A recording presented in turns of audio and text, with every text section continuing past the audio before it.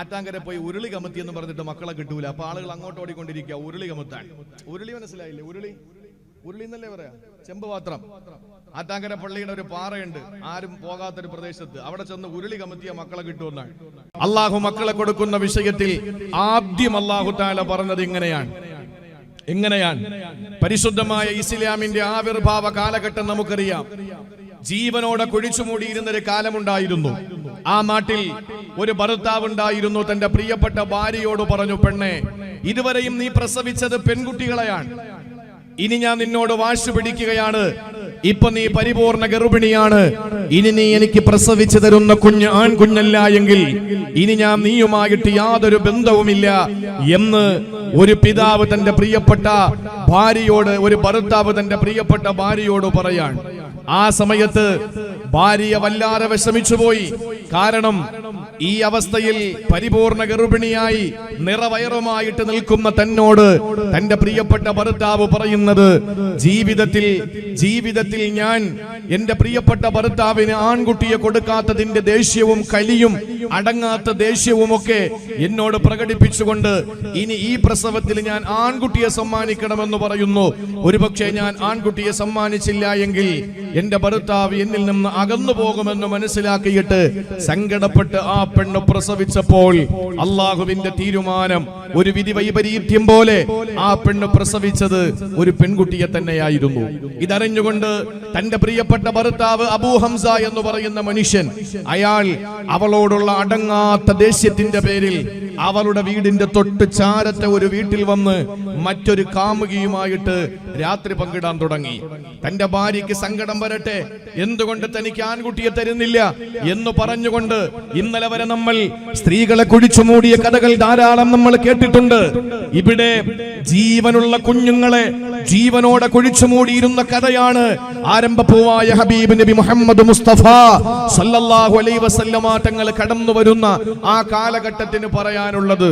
എന്നാൽ എന്റെ സഹോദരങ്ങളെ, തന്റെ ഭാര്യ തനിക്കൊരു ആൺകുഞ്ഞിനെ തരുന്നില്ല എന്ന് മനസ്സിലാക്കിയിട്ട്, ഇല്ല ഇനി നിന്നോടൊപ്പം ഞാൻ കിടപ്പറ പങ്കിടില്ല, നിന്നോടൊപ്പം ഞാൻ ഒരുമിച്ച് ജീവിക്കില്ല എന്ന് പറഞ്ഞുകൊണ്ട് തന്റെ വീടിന്റെ തൊട്ടപ്പുറത്തെ വീട്ടിൽ ഏതോ ഒരു കാമുകിയുമായിട്ട് പങ്കിട്ടപ്പോൾ സങ്കടപ്പെട്ടുകൊണ്ട് ആ പെണ്ണ് ഭൃത്യന്റെ കയ്യിൽ ഒരു കത്ത് കൊടുത്തു വിടുകയാണ്.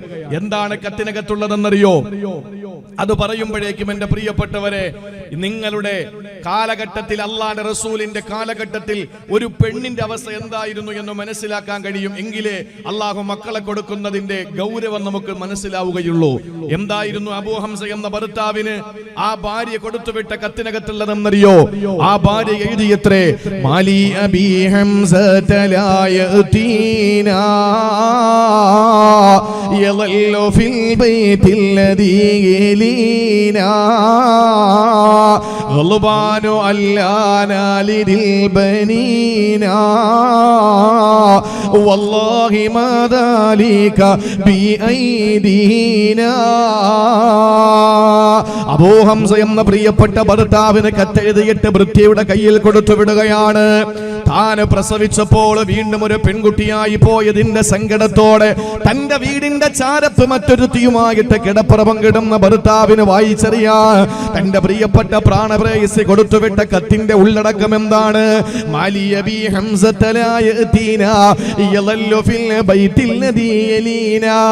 എന്തു പറ്റി എന്റെ അബൂ ഹംസക്ക്? എന്റെ പ്രിയപ്പെട്ടവൻ അബൂ ഹംസക്ക് എന്താ പറ്റിയത്? അയാൾ എന്റെ അടുത്ത് വരുന്നില്ല. തൊട്ടപ്പുറത്തെ വീട്ടിൽ വന്ന് രാപാർക്കുകയാണ്. അയാൾക്ക് വല്ലാത്ത ദേഷ്യമാണ്. എന്താണ് കാര്യമെന്നറിയോ?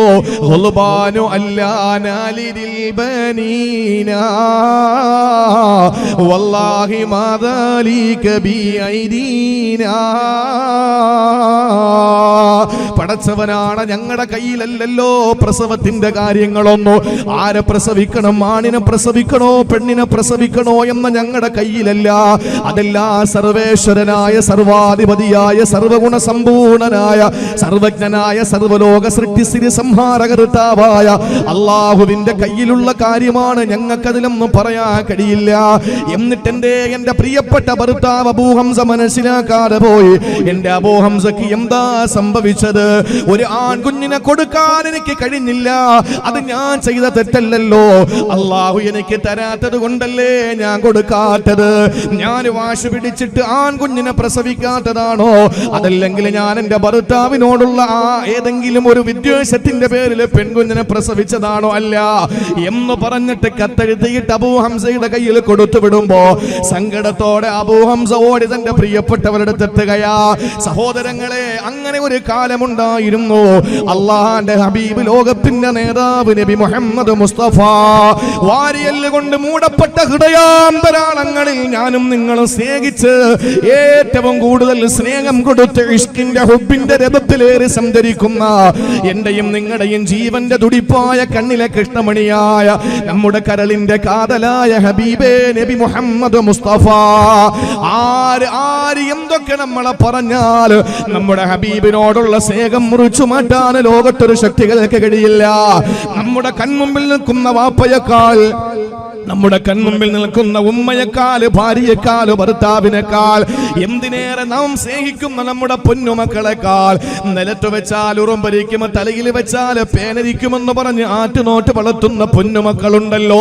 ഓ പൊന്നുമക്കളെക്കാൾ നമ്മളെ സ്നേഹിക്കുന്ന ഹബീബുണ്ടല്ലോ. ഇന്ന് വരെ ഒരു ഫോട്ടോ നിങ്ങൾ കണ്ടിട്ടില്ല, ഇന്ന് വരെ ഒരു രൂപം നിങ്ങൾ കണ്ടിട്ടില്ല, ഇന്ന് വരെ ഞാനും നിങ്ങളും ഒരു ചിത്രം പോലും കണ്ടിട്ടില്ല. രൂപമില്ല, ഭാവമില്ല, ഒന്നും നമുക്ക് ചിന്തിക്കാൻ കഴിയില്ല.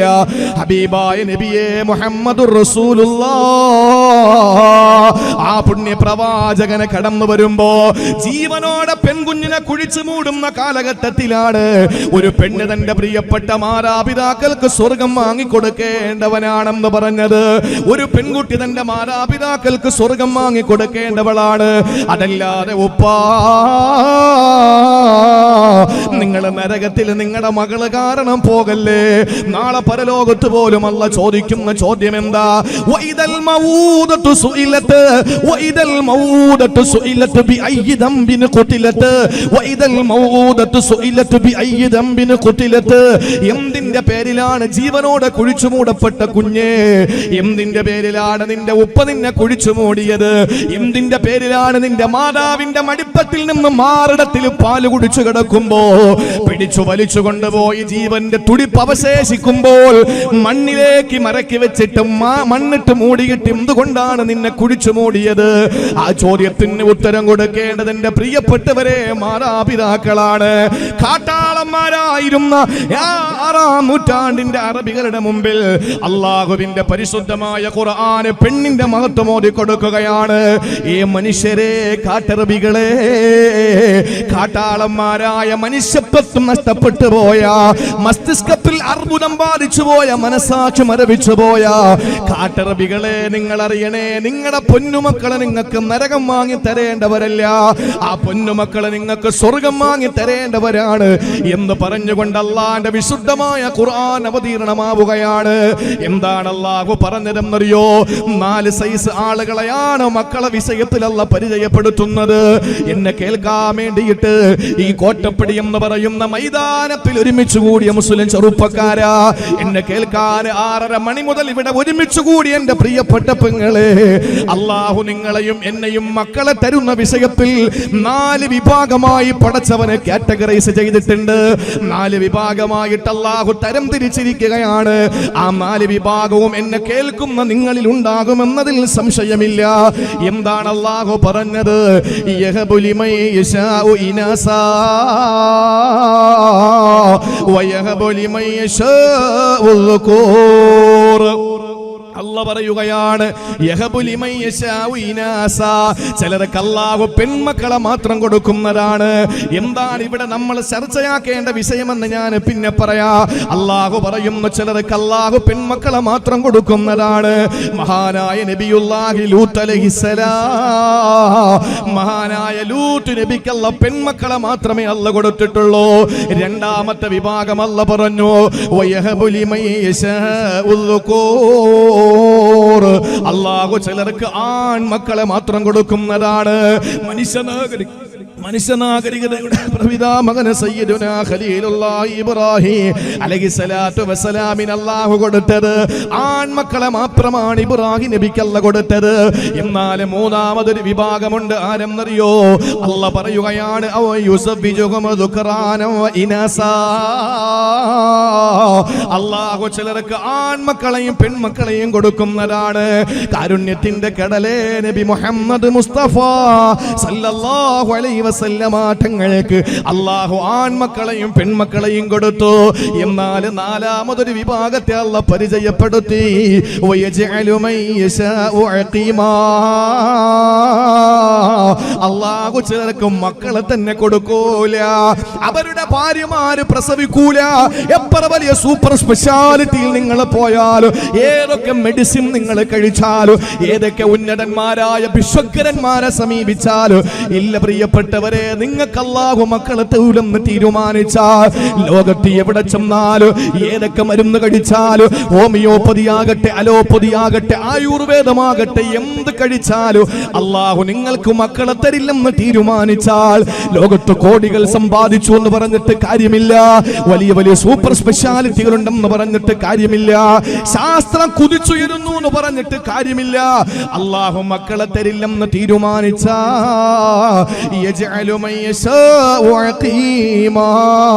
അല്ലാഹു അവർക്ക് മക്കളെ കൊടുക്കില്ലെന്ന് അല്ലാഹുവിന്റെ വിശുദ്ധ ഖുർആൻ. മഹാനായ യഹ്യാ നബിക്ക് അല്ലാഹു മക്കളെ കൊടുത്തില്ല. എന്റെ പ്രിയപ്പെട്ട സഹോദരങ്ങളെ, ഈ സദസ്സിൽ ഈ 4 വിഭാഗം ആളുണ്ടാവൂലേ? ഉണ്ടാവൂലേ ഉസ്താദേ? പെൺമക്കളെ മാത്രം അല്ലാഹു തന്ന ആണുങ്ങളെന്ന് കൈവക്കിക്കേ. നിങ്ങൾ രക്ഷപ്പെട്ടു. ആൺകുട്ടികളെ മാത്രം അല്ലാഹു തന്നവർ കൈവക്കിക്കേ. അതുകൊണ്ട് ഇനി ആൺമക്കളും പെൺമക്കളും അല്ലാഹു കൂട്ടി തന്നിട്ടുള്ളവരാ. ഞാനും ഉണ്ട് അതിൽ. എനിക്ക് 2 പെണ്ണും 1 ആണുമാണ്. നീ കല്യാണം കഴിച്ചില്ല അമീനെ? പിന്നെന്താ മക്കളായില്ല? 2 മാസമായുള്ളൂ. 2 കുട്ടികളുണ്ട്. അൽഹംദുലില്ലാ. ഉസ്താദിന് എത്ര മക്കളാ? 4 ആള്. പെണ്ണാണാ? അൽഹംദുലില്ലാ. അപ്പൊ ഏതായിരുന്നാലും നാലാമതൊരു വിഭാഗമുണ്ട്. അല്ലാഹു, ഞാൻ കൈവക്കാൻ പറയില്ല, നിങ്ങൾക്ക് നന്നായിട്ട് ദുആ ചെയ്തോളി. 100 ഇസ്തിഗ്ഫാർ ചൊല്ലിക്കോളി. 100 ഇസ്തിഗ്ഫാർ ചൊല്ലിക്കോളി. അസ്തഗ്ഫിറുല്ലാഹൽ അലീം എല്ലാത്തിനും മരുന്നാണ്. റബ്ബി ഇന്നി ലിമാ റബ്ബി ലാ തദർനി ഫർദൻ വ അൻത ഖൈറുൽ വാരിസീൻ. ആ വിശുദ്ധ ഖുർആനിലെ ആയത്ത് മോദിക്കോളി. അല്ലാഹു സന്താനങ്ങളെ തരും. റബ്ബി ലാ തദർനി ഫർദൻ വ അൻത ഖൈറുൽ വാരിസീൻ. റബ്ബി ലാ തദർനി ഫർദൻ വ അൻത ഖൈറുൽ വാരിസീൻ. മക്കളില്ലാത്തവരെ അത് ഓതിക്കോളി. കല്യാണം കഴിച്ചിട്ട് ദുആ ഇറക്കണം, അല്ലാതെ പിന്നെ കല്യാണം കഴിക്കുന്നതിന് മുമ്പ് ഓതിയിട്ട് കാര്യമൊന്നുമില്ല അല്ലേ? സ്ഥിരമായി ദുആ ഇറക്കാൻ പറയുന്ന ഒരാളുണ്ടായിരുന്നു. ഉസ്താദ്, മക്കൾ സ്വാലിഹീങ്ങളായ സന്താനം ഉണ്ടാകാൻ വേണ്ടി ദുആ ഇറക്കണം. അപ്പൊ ഞാൻ 2-3 സദസ്സിൽ ദുആ ചെയ്തു. അപ്പൊ എല്ലാ സ്ഥലത്തും മഴതാക്കാൻ വരുന്ന ആളാ. 3-മതൊരു സ്ഥലത്ത് വന്നു എന്നോട് ദുആ ഇറക്കാൻ പറഞ്ഞു. ഞാൻ പറഞ്ഞു, വിളിച്ചിട്ട് ചോദിച്ചു, ഇത്രയും ആയല്ലോ, വല്ല ദുആ കൊടുക്കാം, അല്ലെങ്കിൽ എന്തെങ്കിലും പറഞ്ഞു കൊടുക്കാന്ന് വെച്ചിട്ട് ഞാൻ ചോദിച്ചു, ആർക്ക്, നിങ്ങൾക്കാണോ പ്രശ്നം ഭാര്യയ്ക്കാണോ? അപ്പൊ അയാൾ പറഞ്ഞു, ഇല്ല സാർ, കല്യാണമൊന്നും കഴിച്ചിട്ടില്ല. ഞാൻ പറഞ്ഞു, പിന്നെ എങ്ങനെയാണ് നമുക്ക് സ്വാലിഹായ സന്താനം ഉണ്ടാവുന്നത്? അത് അഡ്വാൻസ് ആയിട്ട് ചെയ്തു വെക്കുകയാണ്. അതൊക്കെ നല്ലതാണ്. അള്ളാഹു നമുക്ക് സ്വാലിഹീങ്ങളായ മക്കളെ തരട്ടെ. 4-മത്തെ വിഭാഗം സന്താനങ്ങൾ ഇല്ലാത്തവരാണ്. അള്ളാഹു നമുക്ക് ഇല്ലാത്തവർക്ക് മക്കളെ തരട്ടെ. അള്ളാഹു സ്വാലിഹീങ്ങളായ മക്കളെ നമുക്ക് നൽകി അനുഗ്രഹിക്കുമാറാവട്ടെ. നിങ്ങൾ നോക്ക്, 4 വിഭാഗം ആളുകൾ പെൺമക്കളെ മാത്രം കൊടുക്കും ലൂത്ത് നബിക്ക്. ഉദാഹരണവും മുഫസ്സിരീങ്ങൾ പറഞ്ഞിരിക്കാൻ. ആൺമക്കളെ മാത്രം ഇബ്രാഹിം നബിക്ക്. 2-ൽ നിന്നും മുഹമ്മദ് മുസ്തഫ സല്ലല്ലാഹു അലൈഹി വസല്ലം തങ്ങൾക്ക് മക്കളില്ലാത്ത പ്രവാചകന്മാരുണ്ട്. യഹ്യാ നബിയും ഈസാ നബിയും ഒന്നും മക്കളില്ലാത്തവരാണ്. അപ്പൊ ചുരുക്കത്തില് മക്കളെ കൊടുക്കുന്ന വിഷയം അല്ലാഹു പരിചയപ്പെടുത്തുമ്പോ ആദ്യം പറഞ്ഞത് ആൺകുട്ടിയുടെ കാര്യമാണോ പെൺകുട്ടിയുടെ കാര്യമാണോ? പറയും. ആരുടെ കാര്യം പറഞ്ഞത്? ആദ്യം പറഞ്ഞ ആരുടെ കാര്യമുണ്ട്? മകന്റെ ആണോ മകളുടെ ആണോ? മകളുടെ കാര്യം അല്ലേ? ആദ്യം അല്ലാഹു ഖുർആനിൽ പറഞ്ഞത് മകളെ കൊടുക്കുന്ന വിഷയമാണ് അല്ലാഹു പറഞ്ഞത്. എന്തുകൊണ്ടെന്ന് ചോദിച്ചാൽ ആ കാലഘട്ടത്തിന്റെ പ്രത്യേകത അങ്ങനെയായിരുന്നു. പെൺകുട്ടിയെ ജീവനോടെ കുഴിച്ചുമൂടിയിരുന്ന കാലഘട്ടത്തിൽ അല്ലാഹുവിന്റെ ഹബീബ് സല്ലല്ലാഹു അലൈഹി വസല്ലമ തങ്ങളുടെ മേൽ അല്ലാഹു വിശുദ്ധ ഖുർആൻ അവതരിപ്പിച്ചു കൊടുത്തു. നബിയെ പറഞ്ഞു കൊടുക്ക്, പെണ്ണിനോടുള്ള വെറുപ്പ് തീരട്ടെ. പെൺകുട്ടി, അവളെയാണ് ഞാൻ ആദ്യം പരിചയപ്പെടുത്തിയതെന്ന് ആ സമൂഹം മനസ്സിലാക്കട്ടെ എന്ന് പറഞ്ഞിട്ട് അല്ലാഹുവിന്റെ വിശുദ്ധ ഖുർആൻ അവതരിപ്പിക്കപ്പെടുകയാണ്. പെൺകുഞ്ഞിനെ അള്ളാഹു ചിലർക്ക് നൽകും, ആൺമക്കളെ ചിലർക്ക് നൽകും, രണ്ടിൽ നിന്നും അള്ളാഹു നൽകും. എന്നാൽ ചിലർക്ക് മക്കളെ കൊടുക്കില്ല. ഒരു പെൺകുട്ടി നമുക്ക് ജനിച്ചാൽ അതിന്റെ പ്രത്യേകത എന്താണ്? കല്യാണം കഴിഞ്ഞു, മധുവിധു ആഘോഷം കഴിഞ്ഞു. ആ പ്രിയപ്പെട്ട ഭാര്യ തന്റെ ഭർത്താവിന്റെ മുമ്പിൽ വന്നിട്ട് പറയുകയാണ്, പ്രിയപ്പെട്ടവനെ, എന്റെ മാതൃത്വമതാ തെളിയിക്കപ്പെട്ടു പോയി, എന്റെ മാതൃത്വമതാ തെളിയിക്കപ്പെട്ടു പോയി, ഞാനൊരു ഉമ്മയാകാനൊരു അമ്മയാകാ പോവുകയാണ് എന്ന് തന്റെ പ്രിയപ്പെട്ട ഭർത്താവിന്റെ കാതിൽ വന്ന് കിന്നാരം പറയുന്ന പൊന്നുമോളെ, 9 മാസം 10 ദിവസം കാത്തിരുന്നിട്ട് നിനക്ക് അല്ലാഹു തന്ന പൊന്നുമോള്, ആ പൊന്നുമോളെയാണ് ആദ്യമായിട്ട് നിനക്ക് അല്ലാഹു തന്നതെങ്കിൽ എന്റെ പ്രിയപ്പെട്ട ഭർത്താവിന് ഒരു സ്ത്രീ, ഒരു പെണ്ണ്, ഒരു ഭാര്യ ആദ്യമായിട്ട് സമ്മാനിക്കുന്നതൊരു പെൺകുട്ടിയാണെങ്കിൽ എന്താ റസൂലുള്ള പറഞ്ഞതെന്നറിയോ? ആയിഷ റളിയല്ലാഹു അൻഹ റിപ്പോർട്ട് ചെയ്യുന്ന ഹദീസിലെ കാണാ അല്ലാഹുവിന്റെ റസൂല് പറയുകയാണ്, മിൻ ബറക്കത്തിൽ മർഅത്തി അലാ സൗജിഹാ, ഒരു പെണ്ണ് തന്റെ പ്രിയപ്പെട്ട ഭർത്താവിന് ബറക്കത്തുള്ളവളാണ്. തന്റെ പ്രിയപ്പെട്ട ഭർത്താവിന് സർവ്വ ഐശ്വര്യം നേടിക്കൊടുത്ത പെണ്ണിന്റെ അടയാളം എന്തെന്നറിയോ? തന്റെ പ്രിയപ്പെട്ട ഭർത്താവിനൊരു പെണ്ണ് എന്ത് നന്മയാണ് ചെയ്തു കൊടുക്കുക? അല്ലാഹുവിന്റെ ഹബീബ് പറയുകയാണ്, പടച്ചതമ്പുരാൻ അവർക്ക് നൽകിയ സമ്മാനമാകുന്ന, അല്ലാഹു അവരുടെ വയറിനകത്ത് കൊടുത്ത സമ്മാനമുണ്ടല്ലോ, അല്ലാഹു തന്റെ പ്രിയപ്പെട്ട ഭർത്താവിന് കൊടുക്കാൻ ഭാര്യയ്ക്ക് കൊടുത്ത സമ്മാനമുണ്ടല്ലോ, ആ സമ്മാനമായി ഒരു കുഞ്ഞിനെ സമ്മാനിക്കുമ്പോൾ അത് പെൺകുഞ്ഞാണെങ്കിൽ സുബ്ഹാനല്ലാഹ്. എന്റെ പ്രിയപ്പെട്ട സഹോദരിമാരെ, നിങ്ങളിൽ ആരൊക്കെയാണ് തന്റെ പ്രിയപ്പെട്ട ഭർത്താവിന് ആദ്യമായിട്ട് പെൺകുഞ്ഞിനെ കൊടുത്തത്? പെൺകുഞ്ഞിനെ സമ്മാനിച്ച എന്റെ പ്രിയപ്പെട്ട ഉമ്മമാരെ, സഹോദരിമാരെ, എന്റെ പ്രിയപ്പെട്ടവരെ, നിങ്ങളെ പറ്റി റസൂലുള്ള പറഞ്ഞതെന്തെന്നറിയോ? മിൻ ബറക്കത്തിൽ മർഅത്തി അലാ സൗജിഹാ,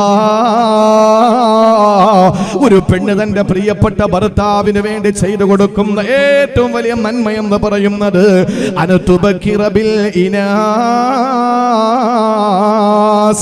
ആദ്യമായിട്ട് പെൺകുഞ്ഞുങ്ങളെ കൊടുക്കല. ആദ്യമായി ഭർത്താവിന് ഒരു പെൺകുഞ്ഞിനെ സമ്മാനിച്ച ഭാര്യ, അവള് ബറക്കത്തുണ്ടെന്ന് ആരംഭ പോവായ നബി മുഹമ്മദ് മുസ്തഫ. ആൺകുഞ്ഞിനെ സമ്മാനിച്ച ഭാര്യമാര് ബറക്കത്തില്ലാത്തതെന്നല്ല അർത്ഥം എന്റെ പ്രിയപ്പെട്ടവരെ. അങ്ങനെയുള്ള ഭാര്യമാരെ കൊണ്ടു നടക്കാൻ കഴിയാത്തതെന്നല്ല, അങ്ങനെയുള്ള ഭാര്യമാര് നന്മയില്ലാത്തവരെന്നല്ല ഈ പറയുന്നത്. പിന്നെയോ ആ കാലഘട്ടത്തിന്റെ പ്രത്യേകതയുടെ ചുവരെഴുത്ത് വായിച്ചിട്ട് റസൂലുള്ള പറയുകയാണ്, ആദ്യമായിട്ട് തന്റെ പ്രിയപ്പെട്ട ഭർത്താവിന് ഒരു പെൺകുഞ്ഞിനെ കൊടുക്കുന്ന ഒരു ഭാര്യ ബറക്കത്തുള്ളവളാണ്. തന്റെ ഭർത്താവിന് കൊടുക്കാൻ പറ്റുന്ന ഏറ്റവും വലിയ സമ്മാനം എന്ന് പറയുന്നത് തന്റെ പ്രിയപ്പെട്ട ഭർത്താവിന് ഒരു പെൺകുഞ്ഞിനെ സമ്മാനിക്കലാ. സഹോദരങ്ങളെ, നിങ്ങൾക്കറിയോ, കുഞ്ഞായിരിക്കുമ്പോ ഒരു സ്ത്രീ എന്ന് പറയുന്നത്, ഇസ്ലാമിലെ ഖുർആനിലെ സ്ത്രീ എന്ന് പറയുന്നത്, അവള് തന്റെ പ്രിയപ്പെട്ട പിതാവിനും മാതാവിനും സ്വർഗം വാങ്ങിക്കൊടുക്കേണ്ടവളാ. അതിനെന്താണ് വേണ്ടതെന്നറിയോ? അല്ലാഹുവിന്റെ റസൂല് പറയുന്ന എന്റെ പ്രിയപ്പെട്ട രക്ഷകർത്താക്കളോട് ഞാൻ ആവശ്യപ്പെടുകയാ, ഈ പറയുന്ന കാര്യം നിങ്ങളൊന്ന് ശ്രദ്ധയോടെ കേൾക്കണേ. മുസ്ലിം ഉപ്പ, എന്റെ പ്രിയപ്പെട്ട സഹോദരിമാരെ, ഉമ്മമാരെ, ശ്രദ്ധയോടെ കേട്ടോ. ഇന്ന് കാലം വല്ലാതെ മോശമായി സഞ്ചരിച്ചു കൊണ്ടിരിക്കുമ്പോ നമുക്ക് നമ്മുടെ പ്രിയപ്പെട്ട പെൺമക്കളിലൂടെ സ്വർഗം വാങ്ങാൻ കഴിയുന്നതെങ്ങനെയാണ്? ആദരവായ റസൂലുള്ളാഹി ഒരു ദിവസം മദീനത്തുൻ നബവിയിൽ പ്രസംഗിക്കുകയാ. നിറഞ്ഞിരിക്കുന്ന സഹാബത്തിന്റെ സരസാണ്. അവിടെ ധീരമായി റസൂലുള്ള പ്രസംഗിക്കുമ്പോ നബി തങ്ങൾ പറയുകയാണ്, മൻ കാന ലഹു സലാസു ബനാത്ത്, ആർക്കെങ്കിലും 3 പെൺമക്കൾ ഉണ്ടായാൽ, ഈ പറയുന്ന കാര്യം നിങ്ങൾ ശ്രദ്ധയോടെ ഒന്ന് കേൾക്കണേ. അല്ലാഹു നിങ്ങൾക്ക് തന്ന പ്രശസ്തിയുടെയും പത്രാസിന്റെയും പവറിന്റെയും പ്രതിഫലത്തിന്റെയും ഒക്കെ വലിയ ഒരു വളർമയാ, ഒരു വലിയ ഉന്നതമായ അവസ്ഥയാണ് പറയുന്നത്. ആരൊരാൾക്ക് 3 പെൺമക്കൾ ജനിച്ചോ, ആരൊരാൾക്ക് 3 പെൺമക്കളെ അല്ലാഹു തന്നോ, എന്നെ കേൾക്കുന്നവരെ, 3 പെൺമക്കളുള്ളവരെ രക്ഷപ്പെട്ടു. അല്ലാഹുവിന്റെ റസൂല് മദീനത്തുൻ നബവിയിൽ പ്രസംഗിക്കുകയാണ്, ആരൊരാൾക്ക് 3 പെൺമക്കളെ അല്ലാഹു സമ്മാനിച്ചിട്ടുണ്ടോ, സമ്മാനിച്ചാൽ മാത്രം പോരാ, യുവിഹിന്ന, ആ 3 പെൺമക്കൾക്കും നന്നായിട്ട് അവര് അഭയം കൊടുക്കണം, നന്നായിട്ട് അവര് കെയർ ചെയ്യണം. അവര് സംരക്ഷിക്കണം, പൊന്നുപോലെ വളർത്തിക്കൊണ്ടുവരണം. ആർക്കും തന്നെ എറിഞ്ഞു കൊടുക്കാറ്, ഒരു കാമകശ്മലന്റെ മുമ്പിലും എറിഞ്ഞു കൊടുക്കാറ് ഔറപ്പ് മറപ്പിച്ച് അവരെ വേണ്ട വിധം എല്ലാ അർത്ഥത്തിലും നല്ല നിലയിൽ വളർത്തിക്കൊണ്ടുവരുന്ന പെണ്ണേ, നിന്റെ പ്രിയപ്പെട്ട പൊന്നുമോള് 3 പെൺമക്കളുണ്ടെങ്കിൽ ആ 3 പെൺമക്കളെയും നീ വളർത്തിക്കൊണ്ട് വരേണ്ടത് എങ്ങനെയാണ്? യുവീഹിന്ന, അവർക്ക് നീ അഭയം കൊടുക്കലാണ്, അവരെ നിന്നിൽ സംരക്ഷണം കണ്ടെത്തലാണ്. എവിടെ പോയാലും എന്ത് പ്രശ്നമുണ്ടായാലും ഓടി വന്നിട്ട് എന്റെ പ്രിയപ്പെട്ട ഉപ്പ, എന്റെ പ്രിയപ്പെട്ട ഉമ്മ ഇന്നത് സംഭവിച്ചെന്ന് പറയുമ്പോ പൊന്നുമോളെ തളരരുതേ, പൊന്നുമോളെ സങ്കടപ്പെടരുതേ, ഉമ്മയുണ്ട് വാപ്പയുണ്ട്, മോള് വിഷമിക്കണ്ട എന്ന് പറഞ്ഞിട്ട് തന്റെ ചിറകിനടിയിലേക്ക് ചേർത്ത് നിർത്തുന്ന ഭർത്താവായ ഭാര്യയായ എന്റെ പ്രിയപ്പെട്ട മാതാപിതാക്കളെ, റസൂലുള്ള പറയുകയാണ് വയക്ഫീഹിന്ന, അവർക്ക് മതിയായതൊക്കെ നിങ്ങൾ കൊടുക്കണം, അവർക്ക് എന്തൊക്കെ ആവശ്യമുണ്ടോ അതെല്ലാം നിങ്ങൾ കൊടുക്കണം, അവരെന്താവശ്യപ്പെട്ടാലും അത് നിങ്ങൾ കൊടുക്കണം. അത് ഏത് രീതിയിലാണ്? ഭൗതികമായ താല്പര്യങ്ങളുടെ പേരിൽ വഴിതെറ്റി പോകാൻ സാധ്യതയുള്ള വലിയ ഇന്റർനെറ്റ് ടെക്നോളജിയുടെ ഏതെങ്കിലും ഒരു സാധന സാമഗ്രികളല്ല, ഏതെങ്കിലും വിലപിടിപ്പുള്ള മൊബൈലല്ല, അവർക്ക് യഥേട്ട് സഞ്ചരിക്കാൻ കഴിയുന്ന 2 വീലർ അല്ല, അവർക്ക് സഞ്ചരിക്കാൻ കഴിയുന്ന 4 വീലർ അല്ല, മറിച്ച് അവർക്ക് ആവശ്യമായ ഭക്ഷണമായാലും വിദ്യാഭ്യാസമായാലും വസ്ത്രമായാലും എല്ലാം നിങ്ങൾ കൊടുത്തിട്ട് അവരെ പൊന്നുപോലെ വളർത്തിക്കൊണ്ടുവന്ന അവരോട് കാരുണ്യത്തോടെ നിങ്ങൾ ഇടപെട്ട് കഴിഞ്ഞ അല്ലാഹുവിന്റെ റസൂൽ മദീനത്തുൻ നബവിയിൽ പ്രസംഗിക്കുമ്പോ നബി തങ്ങളുടെ തൊട്ടു മുമ്പിലിരുന്ന ജാബിർ റളിയല്ലാഹു അൻഹു പറയുകയാണ്, നബി സല്ലല്ലാഹു അലൈഹി വസല്ലമ തങ്ങളുടെ പ്രസംഗിക്കുമ്പോ അവിടെ ഇരുന്നു കൊണ്ട് സഹാബാക്കളെല്ലാം രോമാഞ്ചം കൊള്ളുകയാ. 3 പെൺമക്കളുള്ള ബാപ്പമാരുണ്ടല്ലോ, സഹാബാക്കളുണ്ടല്ലോ, അവർ അത്ഭുതത്തോടെ റസൂലുള്ളാഹിന്റെ ചുണ്ടുകളിലേക്ക് നോക്കിയിരുന്ന് അത്ഭുതപ്പെടുകയാ. ആ സമയത്താണ് നബി തങ്ങൾ പറയുന്ന, സഹാബാ, അങ്ങനെ 3 പെൺമക്കളെ എല്ലാ നിലയിലും നിങ്ങൾ വളർത്തിക്കൊണ്ടുവന്നാൽ വജബത്ത് ലഹുൽ ജന്ന, അവർക്ക് സ്വർഗമുണ്ടെന്ന് മുഖ്ബിറെ സാദിഖ് നബി മുഹമ്മദ് മുസ്തഫ, അവർക്ക് സ്വർഗം ഉറപ്പാണ്, യാതൊരു സംശയമില്ല. കൈകൊണ്ട് തൊട്ടാ പൊട്ടിച്ചിരിക്കുന്ന മണിവീണ കമ്പികളുടെ നാദം കൊണ്ട് മുഖരിതമായ അള്ളാന്റെ സ്വർഗത്തിലേക്ക് അവർക്ക് പറന്നുയരാമെന്ന് പറഞ്ഞപ്പോ അവിടെ ഇരുന്ന ഒരു സഹാബി ഗദ്ഗദത്തോടെ ചാടി എഴുന്നേൽക്കുകയാ, തൊണ്ടയിടറുകയാണ്. ആ സഹാബിയുടെ കവിൾത്തടം നിറഞ്ഞ് കവിയുകയാണ്. അവിടെ നിന്ന് ചോദിച്ചു, നബിയേ വസിന്ദൈനി യാ റസൂലല്ലാഹ്,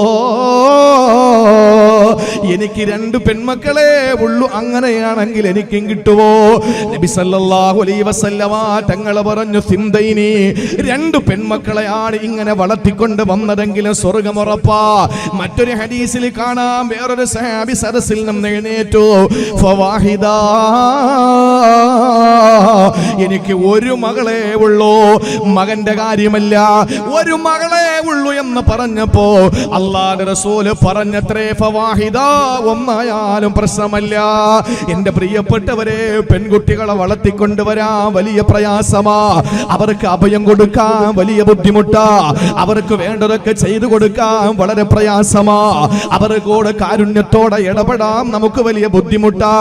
അങ്ങനെ അതൊക്കെ സഹിച്ചും പൊറുത്തും ക്ഷമിച്ചും നിങ്ങൾ നിങ്ങളുടെ പെൺമക്കളെ വളർത്തിക്കൊണ്ടുവന്ന കാക്കയ്ക്കും പൂച്ചയ്ക്കും കൊടുക്കാതെ, കാമുകന്മാർക്ക് കഴുകന്മാർക്കും കൊടുക്കാതെ, പരുന്തിനും പാറാവുകാർക്കും കൊടുക്കാതെ നിങ്ങൾ നിങ്ങളുടെ പൊന്നുമക്കളെ വളർത്തിക്കൊണ്ടുവന്ന അല്ലാഹുവിന്റെ റസൂൽ പറഞ്ഞു, പൊന്നുമോനെ, നിന്റെ പ്രിയപ്പെട്ട മകള് നിനക്കും നിന്റെ ഭാര്യയ്ക്ക് സ്വർഗം വാങ്ങി തരുമെന്ന് ഇന്നേ വരെ തമാശയ്ക്ക് പോലെ കള്ളം പറഞ്ഞിട്ടില്ലാത്ത, അസത്യത്തിന്റെ ലാഞ്ചന അതരങ്ങളിൽ നിന്ന് തമാശയ്ക്ക് പോലെ കടന്നു വന്നിട്ടില്ലാത്ത ആമിനാടെ പൊന്നുമോൻ നബിയുൽ ഹറമൈനി ഇമാമുൽ ഖിബ്ലതൈനി ത്വാഹ മുഹമ്മദുർ റസൂലുള്ളാഹ്. അല്ലാഹുവിന്റെ ഹബീബ് പറയാൻ, 3 പെൺമക്കളുള്ളവരൊക്കെ രക്ഷപ്പെട്ടു. 3 പെൺമക്കളുള്ളവർ രക്ഷപ്പെട്ടു. 2 പേരെ ഉള്ളൂ നബിയെ, നീ രക്ഷപ്പെട്ടു. നബിയെ, ഒരാളെ ഉള്ളൂ, ഇങ്ങനെ ചെയ്താൽ നീ രക്ഷപ്പെട്ടു. ചുരുക്കത്തില് നമ്മുടെ പെൺകുട്ടി മകള് ആദ്യത്തെ പദവിയാണ് മകളാവുക എന്നുള്ളത്. ആ മകള് തന്റെ മാതാപിതാക്കൾക്ക് സ്വർഗം വാങ്ങി കൊടുക്കുന്നവളാണെന്ന് ആരംഭപ്പൂവായ നബി മുഹമ്മദ് മുസ്തഫ. ഖുർആനിലെ സ്ത്രീകളിൽ ഒന്നാമത്തെ തലം. നീ 2 ഉണ്ട്. ഇപ്പൊ വയസ്സ് എത്രയായി? 1 വയസ്സാകാം, 2 വയസ്സാകാം, 3 ആകാം, 4 ആകാം, 5 ആകാം. 18-നിടയിൽ 18 വരെയുള്ള പ്രായത്തിനിടയിൽ നിങ്ങളുടെ പൊന്നുമക്കളെ നന്നായിട്ട് വളർത്തോ. 3 കാര്യം സൂക്ഷിക്കണം ഉമ്മമാര്. 1, നന്നായിട്ട് അഭയം കൊടുക്കണം. 2 അവർക്ക് വേണ്ടതൊക്കെ നിങ്ങൾ കൊടുക്കണം. ഇത്രയും വലിപ്പത്തിലുള്ള മൊബൈലൊന്നും വാങ്ങി കൊടുക്കരുത് അല്ലേ. ഒരു താത്ത ഓടിപ്പോയില്ലേ കണ്ണൂര്. പണ്ട് നേരെ തിരിച്ചായിരുന്നു.